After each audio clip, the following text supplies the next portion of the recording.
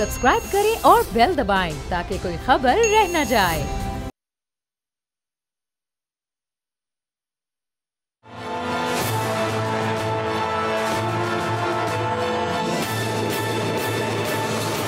अस्सलाम वालेकुम, मैं हूं बाब जहांगीर। आप देख रहे हैं प्रोग्राम तज्जिया। अभी तक हमारे मुल्क में इलेक्शन की डेट का ऐलान नहीं हुआ, लेकिन अभी से मुल्क की अक्सर सियासी जमातें लेवल प्लेइंग फील्ड ना होने का शिकवा कर रही हैं। अब इसमें खास तौर पर पाकिस्तान पीपल्स पार्टी पेश है और बिलावल भुट्टो जरदारी तकरीबन रोज़ाना ही न सिर्फ इलेक्शन कमीशन से इलेक्शन की तारीख देने का मुतालबा कर रहे हैं, बल्कि वो बार बार ये बता रहे हैं कि उनकी जमात को लेवल प्लेइंग फील्ड नहीं मिल रही है। आज तो उन्होंने ये मुतालबा नून लीग से किया है कि लेवल प्लेइंग फील्ड उनको फराम की जाए। अब नून लीग भी एक सियासी जमात है और उससे वो किस कैपेसिटी में मुतालबा कर रहे हैं, ये बड़ा ही हैरानकुन मुतालबा है। और साथ साथ तनकीद भी वो नून लीग पर ही पिछले कुछ दिनों से कर रहे हैं और ये कह रहे हैं कि सिर्फ एक जमात को इंतखाबात की तारीख का इल्म है और बाकी किसी को नहीं पता। अब नून लीग की तरफ से एक बयान सामने आया, रद्द-ए-अमल सामने आया और उनकी जो पार्टी की आला क़यादत है यानी मियाँ नवाज़ शरीफ और मियाँ शहबाज शरीफ ने उन तमाम रहनुमाओं को जो कि टीवी टॉक शोज़ में आते हैं, जो प्रेस कॉन्फ्रेंस करते हैं, जो मीडिया पर आकर रद्द-ए-अमल देते हैं, उनको पाबंद कर दिया कि आप पाकिस्तान पीपल्स पार्टी पर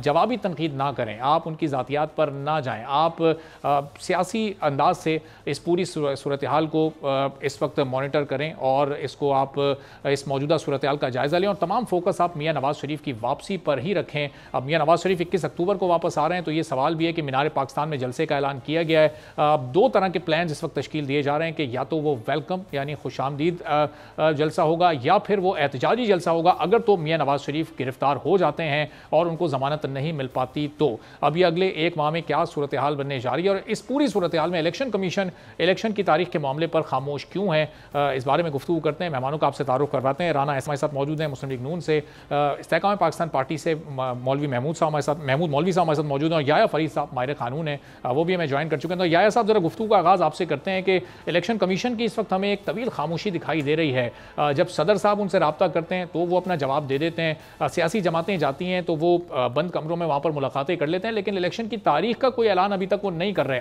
आधा वक्त गुजर चुका है 90 रोज़ वाला और इस साल इलेक्शन नहीं होने, ये बात भी अब तकरीबन तय हो चुकी है। क्यों ये खामोशी इलेक्शन कमीशन की तरफ से, कोई तारीख क्यों नहीं सामने आ रही, क्या समझते हैं?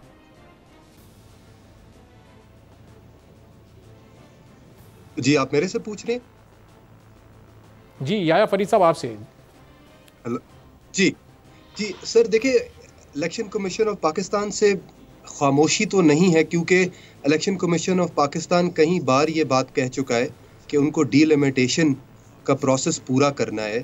क्योंकि देखिए, एक बात आपको याद रखनी चाहिए माइंड में कि जो सबसे बड़ी कॉन्स्टिट्यूशनल ड्यूटी सारे अदारे, जिसमें सुप्रीम कोर्ट हो, इलेक्शन कमीशन हो या बाकी दीगर अदारे हो, सबसे बड़ी जो रिस्पॉन्सिबिलिटी है वो है फ्री एंड फेयर इलेक्शंस करवाना। और अगर तो डीलिमिटेशन का प्रोसेस जो है वो election commission of Pakistan bypass कर देती है, या अगर इलेक्शन कमीशन ऑफ पाकिस्तान को आप टाइम फ्रेम पूरा नहीं देते जितना उनको ज़रूरत है या जितना उनको टाइम चाहिए, तो आप फ्री एंड फेयर इलेक्शंस कैसे करवा सकते हैं? और इलेक्शन देखिए 90 दिन में हो या 120 दिन में हो या 150 दिन में हो, अगर इलेक्शंस फ्री और फेयर नहीं होंगे तो ऐसे इलेक्शंस की क्रेडिबिलिटी नहीं रहेगी। और पास्ट में भी हमने देखा कि इलेक्शंस हो जाते हैं, रिजल्ट्स आ जाते हैं, लेकिन उसके बाद जो एक डिज़ास्टर शुरू होता है, जो पॉलिटिकल डिज़ास्टर, तो उसका जो नतीजे हैं वो ज़्यादा, उसके कॉन्सिक्वेंसेस ज़्यादा प्रॉब्लमेटिक होते हैं। तो इलेक्शन कमीशन ऑफ पाकिस्तान ने कहा है कि 30 नवंबर तक डीलिमिटेशन का प्रोसेस है और वो तो और इलेक्शन कमीशन ने ही इलेक्शन करवाने हैं, उन्होंने ही गारंटी करने हैं कि इलेक्शन जो है फेयरली हो। और देखिए, अब इलेक्शंस करीब आ रहे हैं तो डिबेट इस बात पे भी होनी चाहिए कि इलेक्टोरल रिफॉर्म्स जो करना चाहते थे या जिसकी बातें इतनी ज़्यादा हुई थी पिछले 5 सालों में, वो इलेक्टोरल रिफॉर्म्स किधर हैं? वो ट्रांसपेरेंसी, वो अकाउंटेबिलिटी, वो फेयरनेस और वो वाली बातों के ऊपर लगता है जैसे डिबेट हो नहीं रही।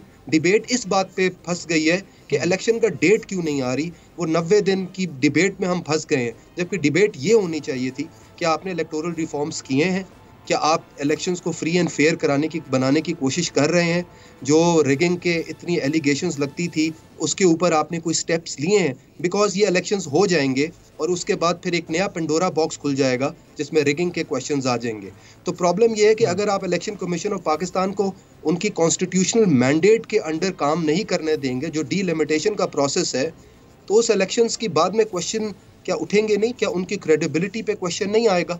तो इम्पोर्टेंट ये जिन रिफॉर्म्स की आप बात कर रहे हैं, ये क्या पिछले 16 माह की हुकूमत में हमने देखा इसमें कोई रिफॉर्म होता हुआ, या उससे पहले जो 3.5 साल की हुकूमत थी, क्या उस हुकूमत में इन रिफॉर्म्स पर बात हुई? बात तो चलें यकीनन हुई होगी, लेकिन अमली तो हमें कोई इकदाम नजर नहीं आए जो पिछले 5 साल का टेन्योर जिसमें 2 हुकूमतें गुजरी हैं। बिल्कुल, और मैं एग्री विद यू कि वो पीडीएम की गवर्नमेंट हो या वो पीटीआई की गवर्नमेंट हो, डिस्कशंस और डिबेट्स तो बहुत ज़्यादा हुई, और एक वक्त में लगता था जैसे ये ही सबसे बड़ा मौजू है पाकिस्तान का कि इलेक्टोरल रिफॉर्म्स आने चाहिए। लेकिन जैसे ही इलेक्शंस के दिन करीब आ रहे हैं तो आप देखें तो सारी डिबेट, प्रिंट मीडिया हो, इलेक्ट्रॉनिक हो, सोशल मीडिया हो, पॉलिटिकल पार्टीज़ की हो, वो बिलावल हों या जरदारी हों या बाकी हों, सारी डिबेट इस बात पर फिक्स हो गई है कि डेट क्यों नहीं दे रहा इलेक्शन कमीशन, और 90 दिन में होने थे या 120 दिन में होने थे। डिबेट आपके 90 दिन में हो या 120 दिन में, क्या उससे आपके इलेक्शंस के ऊपर बहुत फर्क पड़ता है? फर्क इस बात से जरूर पड़ता है, आज ही रिपोर्ट आई है कि 21 मिलियन आपके वोटर्स इंक्रीज हो गए हैं। तो डीलिमिटेशन का क्या प्रोसेस को आप बाईपास कर देंगे? अगर आप बाईपास कर देंगे तो क्या बाद में क्वेश्चंस नहीं उठेंगे? क्या बाद में पिटिशंस फाइल नहीं होगी? क्या बाद में सुप्रीम कोर्ट में एग्रीव्ड लोग नहीं जाएंगे ये कहकर कि डीलिमिटेशन का प्रोसेस तो हुआ ही नहीं था? तो आपने एक प्रोसेस है, उस प्रोसेस को फॉलो करना है, और जब तक इलेक्शन कमीशन ऑफ पाकिस्तान ने एक डेट दी हुई है अपनी डीलिमिटेशन की, वो 30 नवंबर है, और गालिबन उसके ऊपर भी इलेक्शन कमिश्नर की बाकी दीगर पार्टीज के हेड्स के साथ मुलाकात जो हुई उसमें उन्होंने कहा कि हम इस डेट को भी कोशिश करेंगे कि अक्टूबर में डीलिमिटेशन का प्रोसेस पूरा बगैर रिफॉर्म्स के ऐसा भी साफ शफाफ इलेक्शन करवाना यकीनी तौर पर इलेक्शन कमीशन के लिए एक बड़ा चैलेंज होगा। तो राना एहसान साहब, जब बात बिलावल भुट्टो जरदारी साहब ये करते हैं कि उन्हें लेवल प्लेइंग फील्ड नहीं मिल रही, तो दरअसल वो अगले इलेक्शन के साफ शफाफ ना होने का इशारा दे रहे हैं। वो ये बता रहे हैं कि फिर आगे अगर नतीजा कुछ उनके हक में नहीं आया तो फिर वो बताएंगे जी कि हमें तो लेवल प्लेइंग फील्ड मिली नहीं, इसका मतलब किसी एक जमात को फैसिलिटेट किया जा रहा था और ये साफ शफाफ इलेक्शन नहीं है। तो फिर वही जो पिछले इलेक्शंस में होता रहा है वही मंजरनामा आगे भी नजर आ रहा है। बिस्मिल्लाहिर्रहमानिर्रहीम। देखिए, बिलावल साहब जो ये कह रहे हैं वो इस बुनियाद पे कह रहे हैं कि हमने कोई इलेक्शन की डेट दे दी है और उनको तो नहीं पता कि इलेक्शन कब होगा, और इलेक्शन कमिश्नर को भी नहीं पता कि इलेक्शन कब होगा, तो ये कैसे डेट दे सकते हैं? देखें, ये बिल्कुल ही एक सियासी बयान है और एक नैरेटिव बिल्डिंग है, क्योंकि डीलिमिटेशन का स्केड्यूल अनाउंस्ड है, वो 30 नवंबर को मुकम्मल होगा, उसके बाद 60 दिनों के अंदर अंदर इलेक्शन होने हैं आइन के मुताबिक, तो वो डेट जो है वो जनवरी एंड या फरवरी का शुरू बनता है। तो इस बेसिस पे हमने वो डेट दी है। लेकिन देखें, सीसीआई का जब था तो उसके अंदर ये सब लोग शामिल थे सेंसस को नोटिफाई करने के अंदर, और वो यूनानिमस फैसला था।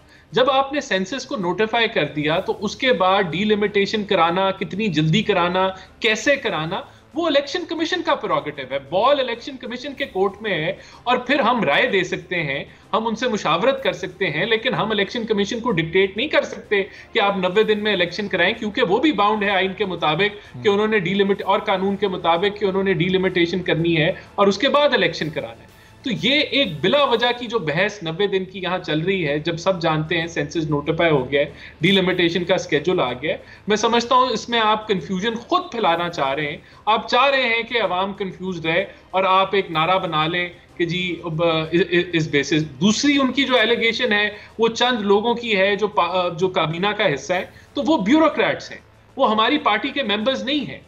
और अगर वो ब्यूरोक्रेट्स हमारी पार्टी के साथ सर्व करते रहे तो वो पीपल्स पार्टी का दौर भी लगा ले, वो उसमें भी सर्व कर रहे थे। तो उस बेसिस पे अगर उनको कोई बहुत ज्यादा तकलीफ है कि ये क्यों कैबिनेट का हिस्सा है या ये क्यों जो है वो अभी भी सर्व कर रहे हैं एज ब्यूरोक्रेट्स, तो वो ईसीपी के पास चले जाएं, उनको उनकी लिस्ट दे दें और उन पे एतराजात जो हैं वो फाइल कर लें। हमें तो कोई फर्क नहीं पड़ेगा कि वो काबीना में रहें ना रहें या उनको कोई रोल मिले ना मिले। तो ये सारा, और अभी तो देखें बात ये है, अभी तो मियां नवाज शरीफ इस मुल्क में मौजूद नहीं है। जब मियां नवाज शरीफ इस मुल्क में आ जाएंगे और हमारी कैंपेन भरपूर तरीके से लॉन्च हो जाएगी, तो फिर तो ये घबराहट मेरे ख्याल से पता नहीं आसमानों तक छू जाएगी। अभी तो हमने कैंपेन भी नहीं लॉन्च की, तो लेवल प्लेइंग फील्ड किसको कह रहे हैं? कौन सा फेवर हमें मिल गया? मियां साहब तो आज से पूरे 1 महीने बाद आ ही रहे हैं, 21 अक्टूबर जो अभी तक की फाइनल डेट है, जब वो आ जाएंगे, इलेक्शन कैंपेन लॉन्च हो जाएगी, आप पब्लिक में चले जाएंगे, तो बयानिया क्या होगा? किस बुनियाद पर लोग आपको वोट दें? क्या बताएंगे जाकर अवाम को? देखिए, बहुत सिंपल सी बात है, इस मुल्क के साथ एक ऐसा भोंडा मजाक हुआ, तजर्बा हुआ, जिसने इस मुल्क को डीरेल कर दिया। उसका हिस्सा उस वक्त की इस्टेब्लिशमेंट और जुडिशरी थी, जब जो बिजली थी वो 9 से 11 रुपए पे थी, जब डॉलर 100 रुपए पे था, जब तरक्की की शरह 6.1% थी और महंगाई 5% से कम थी। हमने दहशतगर्दी पे भी काबू कर लिया था, सीपेक भी लॉन्च हो गया था, बैरून मुल्क से लोग भी आ रहे थे, सरमायाकारी भी हो रही थी। ये वो मुल्क था जो हम छोड़ के गए थे। फिर इस मुल्क में तजर्बा हुआ जिसने डी रेल कर दिया। पिछले जो 16 महीने हमने वो आग बुझाई, वो सख्त फैसले किए जो शायद जिन्होंने हमारी सियासत को पजीराई नहीं दी लेकिन मुल्क और रियासत को बचा लिया। तो यही बयानिया है कि जिस कायद ने जो है हमेशा मियां नवाज शरीफ ने इस मुल्क को की हर तरक्की का प्रोजेक्ट जो लगा हुआ है, जो चल रहा है, उसमें उसकी झलक नजर आती है। इंशाल्लाह हम लोग उसी कायद की अम्ब्रेला के नीचे हम इस मुल्क को दोबारा तरक्की की राह पे लेके जाएंगे और इंशाल्लाह अवाम इसको मानेंगे भी और सपोर्ट भी करेंगे। मैं महमूद साहब की तरफ से पहले जाऊं, राय साहब एक छोटा सवाल और है कि ये फिर इसका मतलब जो अगला इलेक्शन आप लड़ने जा रहे हैं वो 2013 से जो 18 तक की आपकी कारकर्दगी थी, पब्लिक को आप वो दोबारा याद दिलाएंगे, वो बताएंगे। ये जो पीडीएम वाले 16 माह थे, ज़ाहिर है इसमें कुछ ऐसा नहीं था कि वो आप पब्लिक के सामने रखें।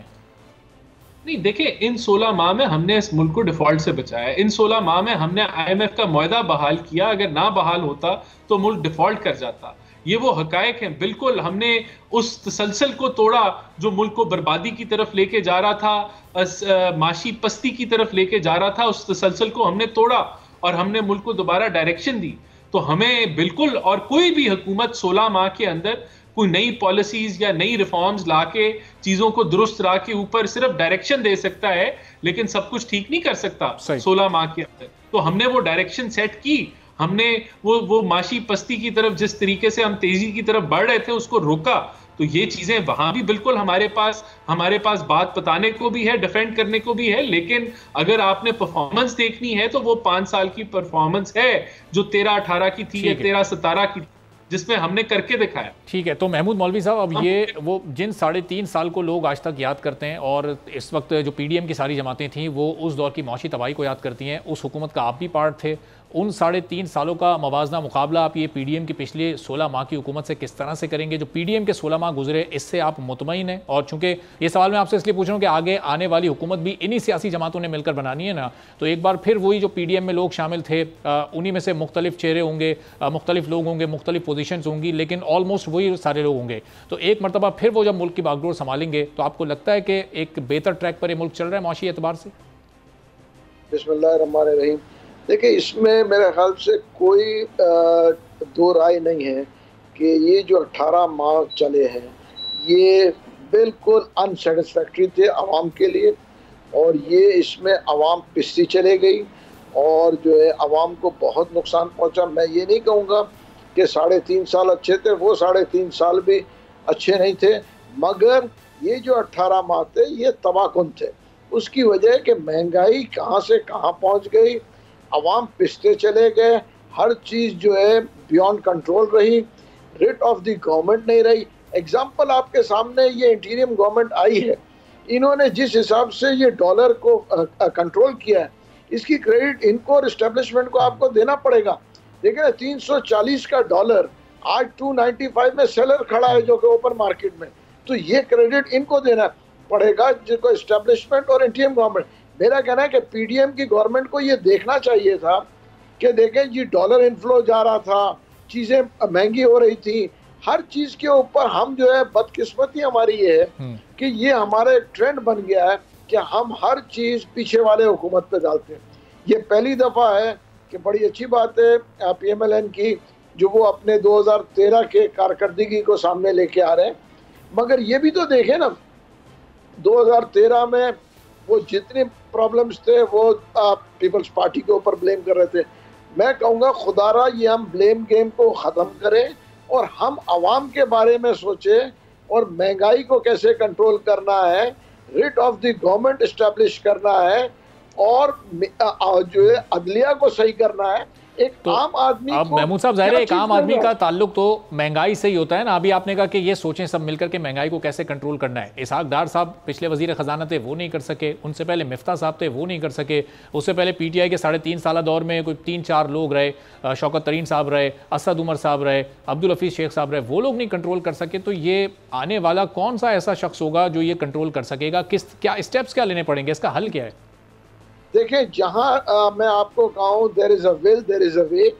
जब ये चाहेंगे हुकूमत करने वाले जब कंसंट्रेट करेंगे इस मुल्क के ऊपर और मुल्क के अवाम के ऊपर सोचें, अवाम के लिए सोचेंगे, तो मैं आपको बता दूं कोई चीज़ नामुमकिन नहीं है। अब आप मुझे बताएं ना, ये 340 से डॉलर वापस कैसे आ गया? ऐसे कौन सी, क्या तेल निकल आया हमारे पास? देखिए ये कंट्रोल करने का तरीका। लेकिन महमूद साहब ये 340 से 290 पर आने का फायदा क्या हुआ कि जो पेट्रोल कोई 280 पर था वो 331 पर चला गया? नहीं, मगर मैं आपको उसके असरात कहाँ लोगों तक पहुंचे? नहीं, देखिए अभी पेट्रोल भी कम हो जाएगा। ये तो इंटरनेशनल अगर पेट्रोल बढ़ गया है तो देखिए इसमें तो मेरे ख्याल से किसी का भी हाथ नहीं है, अगर इंटरनेशनल चीजें। मगर मेरा कहना है कि लोकल चीजों को देखें। आज आटा आपको 125 रुपए में मिल रहा है, 175 रुपए तक आटा गया था पीडीएम के दौर में। ये उस वक्त क्यों चेक नहीं हो रहा था? आप मुझे बताएं ना, चीजों को, आटा तो हम, गंदम तो हमारे लोकल गंदम है ना। देखिए रेट ऑफ द गवर्नमेंट बहुत जरूरी है और लोगों का कंसंट्रेशन अवाम के तरफ होना चाहिए। महमूद साहब ये रेट ऑफ द गवर्नमेंट तो लोग तब मानेंगे जब एक चीज 100 रुपए से अपना सफर शुरू करे, वो 220 पर पहुंच जाए बढ़ते हुए, और हुकूमत अपनी रेट से 220 से वापस 100 पर लाए। 100 वाली चीज 220 पर गई, हुकूमत 180 पर लाकर तालियां बजाती है। 80 रुपए का तो नुकसान एक आम आदमी को हो जाता है और हुकूमत कहती है हमने 40 रुपए कम कर दिए। नहीं, ये नहीं होना चाहिए। देखिए मैं आपको बता दूं, आप श्रीलंका का एग्जाम्पल देख लें। श्रीलंका डिफॉल्ट करने के बाद आज वो रिवाइव कर गया। आप ये देखिए हम कहां से कहां पहुंच गए सिर्फ सियासी लड़ाइयों की वजह से। बांग्लादेश कहां से कहां पहुंच गया। हम आपस में लड़, देखें अभी इन्होंने 14 माह जो है मिल के हुकूमत की, अभी 14 दिन के बाद ही आपस में अगर हम लड़ने शुरू हो जाएं और एक दूसरे को बुरा भला कहना शुरू हो जाए तो अवाम क्या सोचेगी? और अवाम को हम क्या मैसेज दे रहे हैं कि हम तो सिर्फ और सिर्फ पावर के लिए लड़ रहे हैं। जब पावर में रहेंगे सब ठीक है। देखिए हमें सोचना है लोगों के लिए। अवाम इस वक्त बहुत परेशान है, मुल्क की स्टेबिलिटी को देखना है, इकोनॉमिक क्राइसिस हो गए हैं।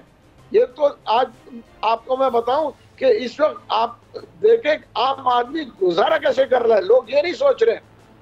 अमीर आदमियों के लिए बहुत आसान है बात करना कि जी इंशाल्लाह कोशिश करेंगे महंगाई कम करना। आम आदमी कहां से सरवाइव करेगा? और अगर हम इसको कंट्रोल नहीं करेंगे we will head for a civil war. ये मैं पहले भी कह चुका हूं। सही, बड़े संगीन इसके नतीजे आ सकते हैं। महमूद साहब जरा याया फरीद साहब के सामने पॉइंट रखूंगे। याया साहब, ये जो इस वक्त आपको पाकिस्तान के सियासी माहौल में जो तमाम सियासी जमातें नजर आ रही हैं, क्या इनमें से किसी के पास या कलेक्टिवली इन तमाम के पास पाकिस्तान के इन मसाइल का हल है? ज़ाहिर सबसे बुनियादी नुकता है महंगाई का, एक आम आदमी का जो मेयार ज़िंदगी है उसको बेहतर करने का, जो कि बद से बदतर होता जा रहा है। तो ये अब किस तरह का आने वाला दौर आप देख रहे हैं? देखिए I totally agree with Mahmood साहब के when there is a will तो there is always a way. और बहुत से मुल्क ऐसे हैं, अगर आप चाइना की एग्जांपल ले ले जो उनकी ग्रोथ रही, या श्रीलंका की एग्जांपल दे सकते हैं, और इंडिया की एग्जांपल ले ले, just a neighbouring country. 70s 80s में आपका जीडीपी उनसे बेहतर था और इंडिया का जैसा राइज हुआ। तो पॉलिटिकल पार्टीज़ अगर तो कंसेंसस के साथ अपनी प्रायोरिटीज़ को ठीक करें और हम फोकस करें अपने इकोनॉमिक ग्रोथ को, क्योंकि देखिए हम प्रॉब्लम ये है कि हमारे मुल्क में बहुत से सालों से पॉलिटिकल क्राइसिस या कॉन्स्टिट्यूशनल क्राइसिस, वो सुप्रीम कोर्ट का पार्लियामेंट के साथ जंग हो या पार्लियामेंट की इस्टेब्लिशमेंट के साथ हो, जब आप अदारे ही आपस में कंसेंसस के साथ काम नहीं करेंगे तो आप पॉलिसीज़ के ऊपर एग्जीक्यूशन नहीं कर सकते। तो सबसे पहले तो इम्पॉर्टेंट ये है कि जितने भी अदारे हैं जो ट्राइकोटमी ऑफ पावर में आते हैं, पार्लियामेंट हो, एग्जीक्यूटिव हो, जुडिशरी हो, या आपकी इस्टेब्लिशमेंट हो, आपके सरकारी अदारे हों, आपके अफसर हों, सबको एक कंसेंसस के साथ एक पॉलिसीज़ के ऊपर काम करना है और फिर उनको एग्जीक्यूशन की तरफ लेके जाना है। और हमें कुछ टाइम के लिए उन पॉलिसीज़ की एग्जीक्यूशन में स्टेबिलिटी भी चाहिए। और ऐसा नहीं है कि पाकिस्तान के जो हालात हैं वो इतने बिगड़ चुके हैं कि हमारा रिवाइवल नहीं हो सकता। पास्ट में भी हमारा रिवाइवल हुआ है, बाकी ममालिक का भी हुआ है, और I think there is always hope और ऑप्टिमिज्म ज़रूर होनी चाहिए, because as a nation Pakistan is capable of doing unbelievable things.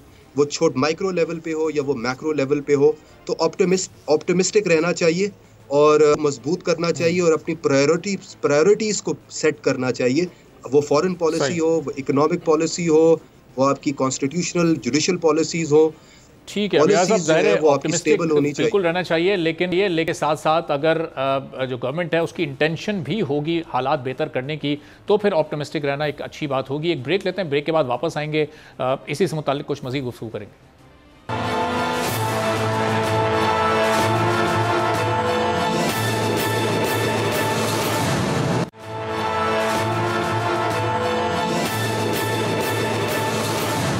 Programme में एक बार फिर आपको खुशामदीद कहेंगे। तमाम मेहमान हमारे साथ मौजूद हैं। ब्रेक से पहले याया फरीद साहब ने बड़ी दिलचस्प बात की थी कि जी ऑप्टिमिस्टिक आप रहें, चूँकि अभी पाकिस्तान के हालात कंट्रोल से बाहर नहीं है, बल्कि पाकिस्तान दोबारा अंडर कंट्रोल सिचुएशन में आ सकता है। हमारी इकॉनमी बेहतर हो सकती है अगर हमारे हुक्मरानों की इंटेंशन हो और फिर उस पर इम्प्लीमेंटेशन भी हो। तो याया साहब, आपके इसी नुक्ते से ज़रा गुफ्तगू को आगे बढ़ाते हैं। आपकी इस बात से एक बयान मुझे याद आया शहबाज शरीफ साहब का, जो उन्होंने 2022 में गालबन दिया था कि जब वो वज़ीर आज़म बन चुके थे कि सस्ता आटा मैं अपनी आवाम को दूंगा, चाहे मुझे अपने कपड़े ही बेचने पड़ें। अब क्या ये सिर्फ सियासी नारे होते हैं? इन बयानात को सुनकर हम ऑप्टिमिस्टिक तो हो जाते हैं, लेकिन फिर हम देखते हैं 16 माह बाद जो आटा 100 रुपए का बिक रहा होता है वो हम मार्केट से 165-170 रुपए का खरीदते हैं। तो फिर कैसे हम इस ऑप्टिमिज्म पर यकीन करते रहें और पुरुमीद रहें?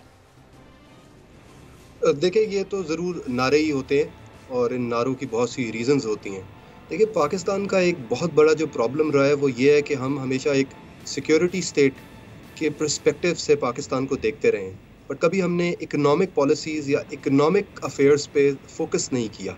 हमारे कुछ जियोग्राफिकल कंडीशंस भी ऐसी थी, हमारे जो बॉर्डर्स हैं और जिस तरह की हिस्टोरिकली अफ़गानिस्तान में होता रहा, और उसकी वजह से भी तो हमारी जो प्रायोरिटी थी वो हमेशा एज अ सिक्योरिटी स्टेट पूरे पैराडाइम में रहने की थी। फाइनली मुझे ये लग रहा है कि जो नए हुक्मरान हैं या नए लोग हैं जो पावर में हैं, उनका शायद फोकस ज़्यादा इकोनॉमिक रिकवरी की तरफ है, और कुछ चीज़ें हम देख भी रहे हैं in the last couple of months कि कुछ इकोनॉमिक रिकवरी की तरफ बातें जा भी रही हैं, कुछ पॉलिसीज़ भी बनाई जा रही हैं, और इसको एक सीरियस थॉट दी जा रही है कि देखिए इकोनॉमिकली अगर आप स्ट्रॉन्ग नहीं हैं तो आप एज अ सिक्योरिटी स्टेट भी फेल कर जाएंगे, और दुनिया भर में economic health is more important than any other thing. और इसलिए ज़रूरी है कि दो चीज़ें ज़रूर की जाएं। एक तो रेगुलेशन बहुत इम्पॉर्टेंट है कि आप अदारों को, आप फैसले लेने वालों को, और आप एग्जीक्यूटिव की पावर्स हो, आपको रेगुलेट करना है पावर्स को। सेकेंडली, आपने पावर्स को डिसेंट्रलाइज करना है कि आप देखें अभी आप सुप्रीम कोर्ट के अंदर जैसे चीज़ें चल रही हैं, और सुप्रीम कोर्ट में प्रोसीजर एक्ट फाइल हुआ है, और उसके ऊपर एक एनिमोसिटी सी बन गई थी 2 महीनों में। उससे नज़र ये आता है कि पाकिस्तान में जब भी आप डिसेंट्रलाइजेशन की बात करते हैं, पावर्स को डिसेंट्रलाइज करने की, तो उसमें एक रिजेंटमेंट रहती है, और अदारे चाहते हैं कि ताकत में रहें और उनके पास सारी डिसीजन मेकिंग पावर्स हो। ये सबसे बड़ा एक पाकिस्तान का पैराडॉक्स है, क्योंकि हमें एक डेमोक्रेटिक, एक कंसेंशुअल बेसिस पॉलिसीज़ पे काम करना पड़ेगा, और सारे अदारों को बैठकर एक पॉलिसी क्रिएट करनी पड़ेगी और उसको इम्प्लीमेंट करना पड़ेगा। सही। तो राना एहसान साहब, क्या इससे पहले पाकिस्तान की गवर्नमेंट्स ने इकोनॉमिक पॉलिसी पर नहीं जोर दिया? क्या इस तरह से नहीं सोचा? जैसे अभी ये एक फैसिलिटेशन काउंसिल कायम की गई और हम सुन रहे हैं कि $50 अरब की सरमायाकारी पाकिस्तान में आ रही है। क्या इससे पहले हमने देखा है पाकिस्तान की तारीख में शायद इतनी बड़ी सरमायाकारी पहले नहीं हुई? तो गवर्नमेंट की प्रायोरिटीज़ नहीं थी, क्यों इस नुक्ता नज़र से वो नहीं सोच रहे थे? और अभी ये सब निगरां दौरे हुकूमत में हो रहा है। आगे जब मुंतखब हुकूमतें आएंगी तो फिर क्या डिसीजन रिवर्स हो जाएंगे, फिर वही पुरानी डगर पर पाकिस्तान चलेगा? नहीं, देखिए, मेरे ख्याल से हम माजी को भूल गए हैं। SIFC भी जो है वो PDM ने बनाई, बल्कि शहबाज शरीफ का उसमें बहुत ज़्यादा इनिशिएटिव भी था और उनकी सोच भी थी। और एक और चीज़ मैं करेक्ट कर लूँ कि जब PDM की हुकूमत गई तो $286 का था, और फिर ये इसी निगरान हुकूमत में तकरीबन 334-340 तक गया, जो डिफरेंस जो था इंटर बैंक। और इससे पहले भी अगर मैं माजी में चला जाऊँ तो 13-18 में हमारी ही हुकूमत थी जिसने IMF का पहला मुआहदा पाकिस्तान की तारीख में मुकम्मल किया। हमने टैक्स टू GDP जो थी, जो 8.25 पे थी, हम उसको 11% पे लेके गए। हमने टैक्स कलेक्शन को डबल किया 5 सालों के अंदर। हमने इस मुल्क से अंधेरे दूर किए, गैस की लोड शेडिंग दूर की। CPEC की सरमायाकारी हमारे दौर में ही आई थी, वो तसलसल तोड़ा गया। मसला क्या है, आप अपने हमसाये में देखें कि बीजेपी की हुकूमत अभी 10वां साल मुकम्मल करने जा रही है। उससे पहले कांग्रेस कितना अरसा रही, पॉलिटिकल स्टेबिलिटी रही। जो हुकूमतें पॉलिसीज लेके आई वो तसलसल के साथ चलती हैं जिन ममालिक में, तो वो मुल्क तरक्की करते हैं। तो ये कंटिन्यूटी ऑफ पॉलिसी हमारे मुल्क में नहीं रही, क्योंकि पॉलिटिकल इंस्टेबिलिटी हमेशा यहाँ उसको ना सिर्फ सपोर्ट हुई एस्टैब्लिशमेंट से, वहां से वो लॉन्च हुई कि किसी सियासी जमात को स्टेबलाइज नहीं रहने दिया, तजर्बात होते रहे। तो जहां तक हमारी हुकूमत की बात है तो हमने रिफॉर्म्स हमेशा, प्राइवेटाइजेशन हो तो वो 90 की दिहाई में PMLN से लिंक होती है, अगर बैंकिंग के अंदर हो, टेलीकॉम के अंदर हो, तो यही पॉलिसीज आपने 13-18 में देखी। ये तो बदकिस्मती है इस मुल्क की कि उस तसलसल को जो है कंटिन्यू नहीं करने दिया गया। और मैं समझता हूं ये भी कहना कि जो पिछले 16-18 महीने की हुकूमत है उसने कुछ नहीं किया, देखें आप इसका 16-18 महीने की हुकूमत जहां IMF का मुआहदा तबाह हो चुका हो, वहां हमने बहुत मुश्किल फैसले किए। एनर्जी प्राइस की रीबेसिंग करनी पड़ी, गैस प्राइसिंग की रीबेसिंग करनी पड़ी, सारे मुश्किल फैसले हमने किए। तो ये आज भी अगर आगे भी बढ़ना है तो आपको ये सख्त और मुश्किल फैसले ही करने होंगे। टैक्स रिफॉर्म्स लानी होंगी, आपको सब्सिडीज को रीथिंक करना होगा, प्राइवेटाइजेशन को आगे लाना होगा, उसको मुकम्मल करना होगा। तो ये सारा PMLN का एजेंडा है। बदकिस्मती से हमें मौका नहीं दिया गया कि हम इसको मुकम्मल करें। यहाँ लोग ऐसा तासर देते हैं कि जी पिछले 1985 से जैसे हमारी हुकूमत है, हकीकत तो ये है 9.5 साल PMLN की हुकूमत रही है, अगर आप 16 माह की PDM को ना काउंट करें। तो उस 9.25 सालों में हमने डिलीवर किया है जितना हम कर सकते थे। हमने फाउंडेशंस ले की हैं। पिछले 13-18 को अगर आप निकाल लें, आशा डैम की पूरी लैंड प्रोक्योरमेंट हम मुकम्मल करके गए।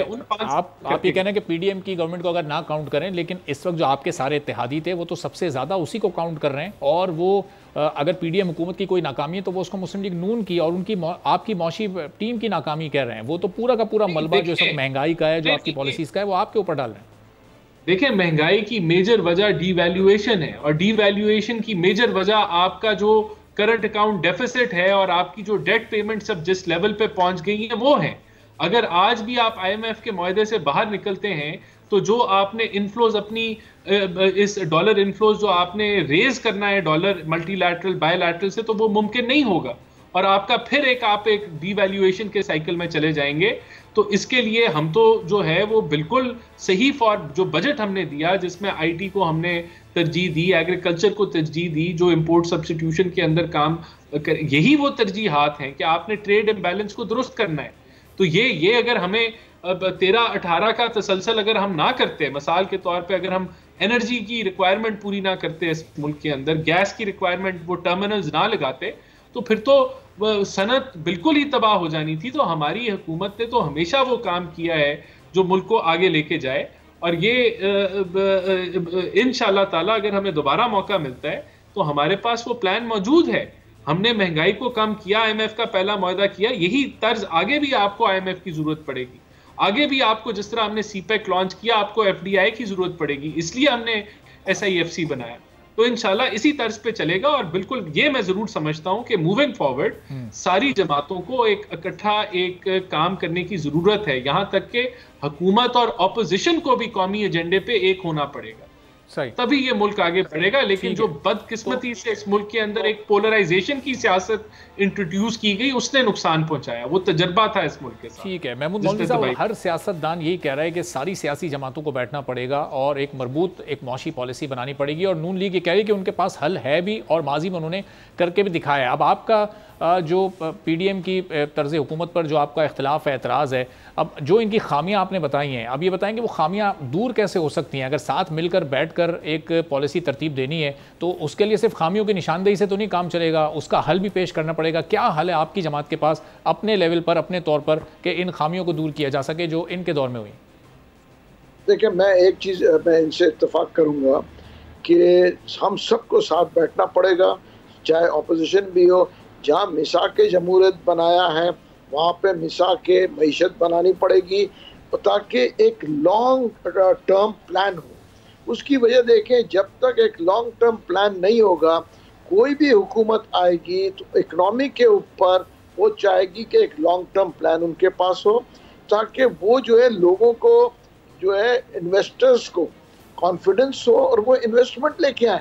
देखिए, अगर ये 2 साल और 3 साल में चेंजेस आती रहेंगी तो इन्वेस्टर्स नहीं आएंगे, इन्वेस्टर्स नहीं आएंगे तो इंडस्ट्री नहीं लगेगी, इंडस्ट्री नहीं लगेगी तो अनएम्प्लॉयमेंट होगा।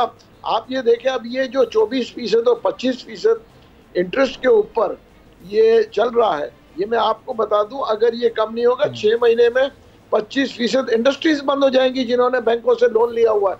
उसकी वजह कि ये वर्केबल ही नहीं है। तो हमें बहुत सारी चीजों को देखना पड़ेगा मिल बैठ के। लेकिन महमूद साहब, ये आप कह रहे हैं कि 2-2, 3-3 साल में तब्दीलियां आ रही हैं, ये तब्दीलियां तो सिर्फ शख्सियात की आ रही हैं। पाकिस्तान पीपल्स पार्टी के दौर में वजीर आजम तो तब्दील हुए, लेकिन पॉलिसी तो हुकूमत तो एक जमात की थी, उस जमात ने अपना टेन्योर पूरा किया। उसके बाद अगले दौर में मुस्लिम लीग नून के साथ भी यही मामला हुआ, सिर्फ शख्सियत तब्दील हुई, पॉलिसी तो नहीं तब्दील हुई ना। मियां नवाज शरीफ साहब अगर हट गए, उनको हटा दिया गया, तो पॉलिसी तो मुस्लिम लीग नून की चल रही थी, वो फिर पाकिस्तान तहरीक इंसाफ को भी 3.5 साल मिले। तो ये तब्दीलियाँ, शख्सियात की तब्दीली से क्यों निज़ाम तब्दील हो जाता है? ये पॉलिसी तो एक जमात की इंप्लीमेंट होनी चाहिए। देखिए मैं आपको बता दूं, अनस्टेबिलिटी जो है हमारे मुल्क में, पॉलिटिक्स जो है शख्सियात पे ज्यादा चल रहा है। जहां शख्सियात जाते हैं अनस्टेबिलिटी आ जाता है। आप ये देखें, नवाज शरीफ साहब को जब हटाया जब भी अनस्टेबिलिटी आ गया, उसके बाद जो पीपल्स पार्टी में जब हटाया गया जब भी अनस्टेबिलिटी आ। देखिए शख्सियात के ऊपर सियासत चल रही है, और मैं ये कहूँगा कि सारी सियासी पार्टियों को अपना जो है एजेंडा देना चाहिए कि ये हमारी पॉलिसीज है, ये हमारा फाइनेंस की प्रोसीजर, बैठ के और जो है मैं कहूँगा कि सबको ऑन बोर्ड ले। मैं कहूँगा एस्टेब्लिशमेंट को भी हम ऑन बोर्ड ले लें, ताकि उसकी वजह ये है कि अनस्टेबल ना हो। क्योंकि देखिए हमें एक ये मानना पड़ेगा, एस्टेब्लिशमेंट एक हकीकत है इस मुल्क में, तो उनको साथ लेके अगर हम नहीं चलेंगे कोई भी पार्टी, तो फिर जो है मुल्क को तरक्की नहीं हम देख सकते।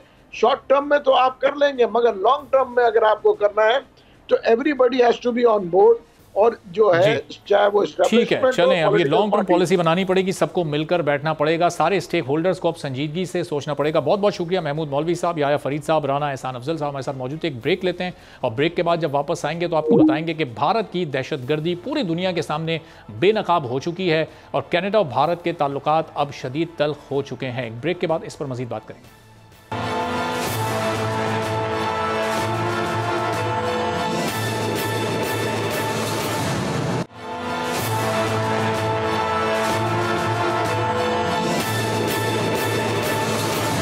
प्रोग्राम में एक बार फिर आपको खुशामदीद कहेंगे। और 18 जून को कनाडा में एक गुरुद्वारे में सिख रहनुमा हरदीप सिंह को गोलियां मारकर कत्ल किया गया। कैनेडियन इंटेलिजेंस ने उसकी तहकीकात की और उसमें भारत के मुलविस होने का इंकशाफ हुआ है। कनाडा के वज़ीर आज़म जस्टिन ट्रूडो ने बड़े वाज़ेह अंदाज में ये तमाम इंकशाफात किए और उन्होंने ये भी बताया कि G20 इजलास में इंडियन गवर्नमेंट से उन्होंने इंडियन वज़ीर आज़म नरेंद्र मोदी से भी इस सिलसिले में बात की और इस पर अब जो एक्शन हुआ है वो ये हुआ है कि जस्टिन ट्रूडो ने कनाडा में जो रॉ के पवन कुमार वहाँ पर सिफारतकार थे कनाडा में, भारत के सिफारतकार, उनको फौरी तौर पर मुल्क बदर कर दिया।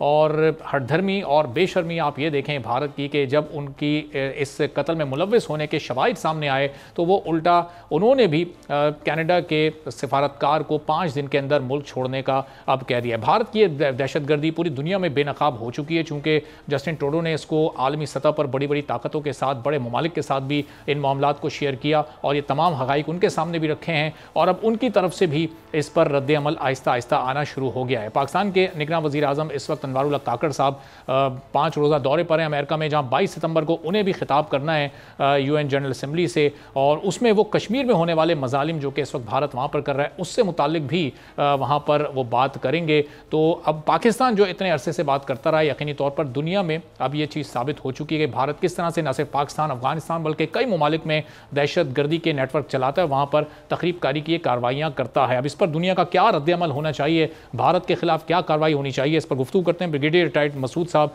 दिफाई तज्जियाकार हैं, हमारे साथ मौजूद हैं। ब्रिगेडियर साहब बहुत शुक्रिया प्रोग्राम के लिए, आपने वक्त निकाला। जस्टिन ट्रूडो के जो इस वक्त इंकशाफात हैं कितनी अहमियत के हामिल हैं भारत के खिलाफ? भारत के चेहरे से नकाब तो समझें उलट चुका है, अब जो बड़ी ताकतें हैं चूँकि भारत के बड़े माशी स्टेक्स हैं दुनिया में और दुनिया के स्टेक्स भारत में, तो अब किस तरह से इन ममालिक को अपनी पॉलिसीज़ को रीथिंक करना पड़ेगा भारत के हवाले से? जी बहुत शुक्रिया। पहली तो बात यह है कि कनाडा जो एक बड़ा इंपॉर्टेंट मुल्क है, वो डेमोक्रेटिक मुल्क है, वो वहाँ पे फ्रीडम ऑफ एक्सप्रेशन की बात करते हैं, वहाँ वैल्यूज़ की बात होती है। तो दैट्स वाई जब हाउस ऑफ कॉमन्स में उन्होंने जब एड्रेस किया जस्टिन ट्रूडो ने, तो उन्होंने बड़े दबंग किस्म की बातें उन्होंने की थी।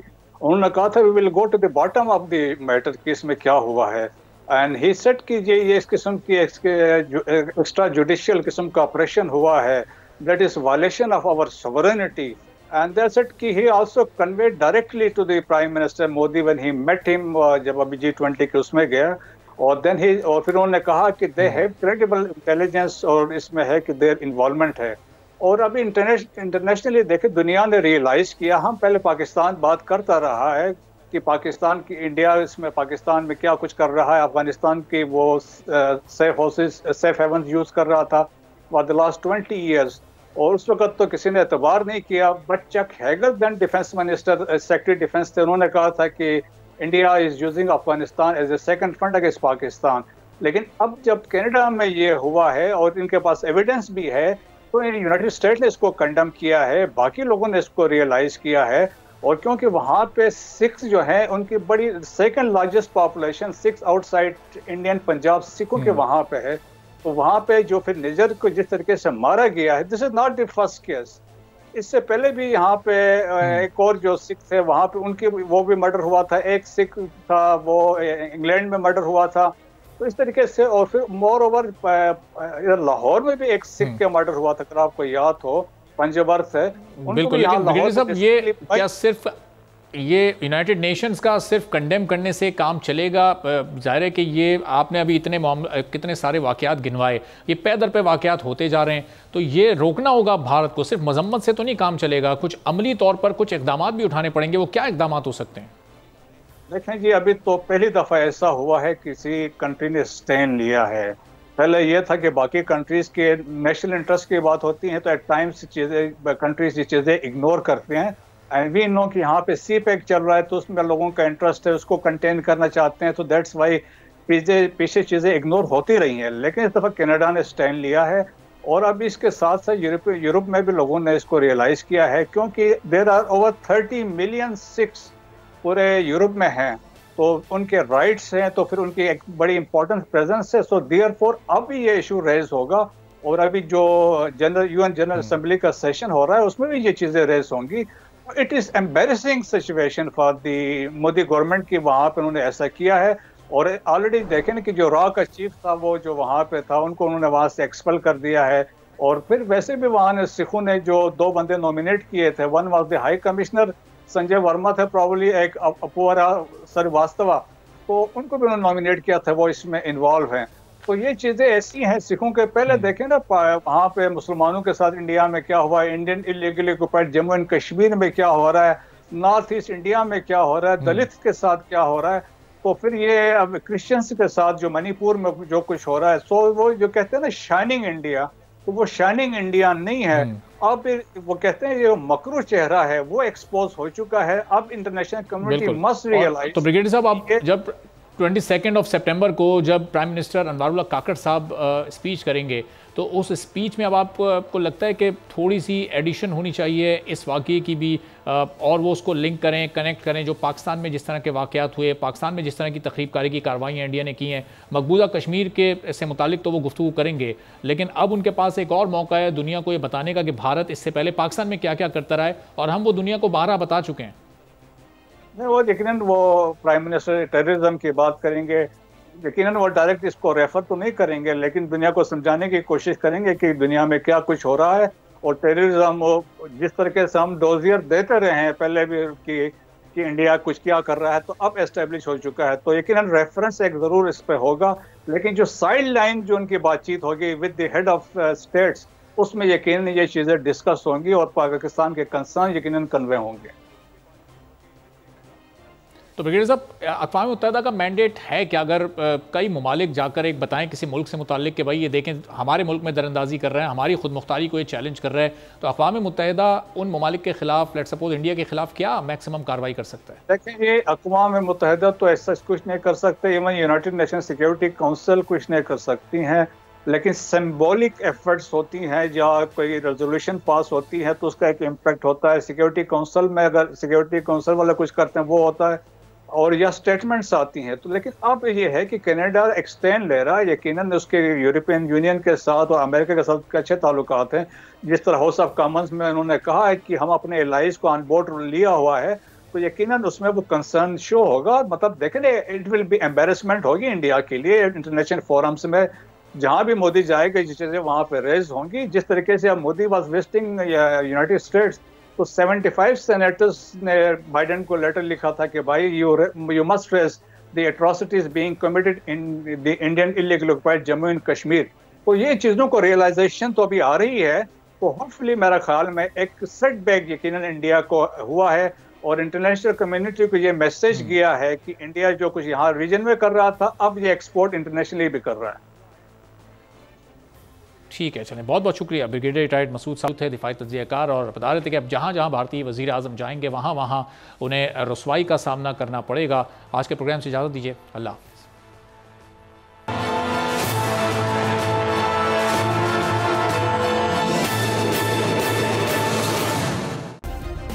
सब्सक्राइब करें और बेल दबाएं ताकि कोई खबर रह न जाए।